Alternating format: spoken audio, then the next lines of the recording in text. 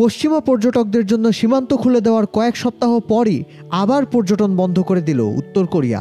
2020 সালের শেষে কোভিড অতিমারির কারণে উত্তর কোরিয়ার ভ্রমণের সুযোগ বন্ধ হয়ে যায়। 2023 সালের মাঝামাঝি থেকে দেশটিতে পর্যটনে বাধা ধরা শিথিল হতে থাকে। 2024 সালে রাশিয়ার পর্যটকদের জন্য সীমান্ত খুলে দেয় উত্তর কোরিয়া। তবে 2025 সালের ফেব্রুয়ারির শেষে এসে 5 বছর পর পশ্চিমা পর্যটকদের জন্য শুধু দেশটির পূর্বাঞ্চলের প্রত্যন্ত শহর রাসন ভ্রমণের সুযোগ হয়।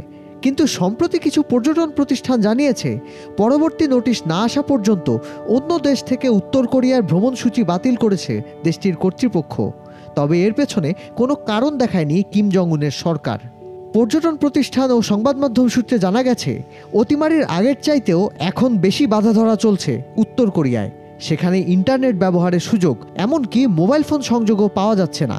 2019 সালে উত্তর কোরিয়ায় 3.5 লাখ বিদেশি ভ্রমণ করেন, যার 90% চীনা নাগরিক।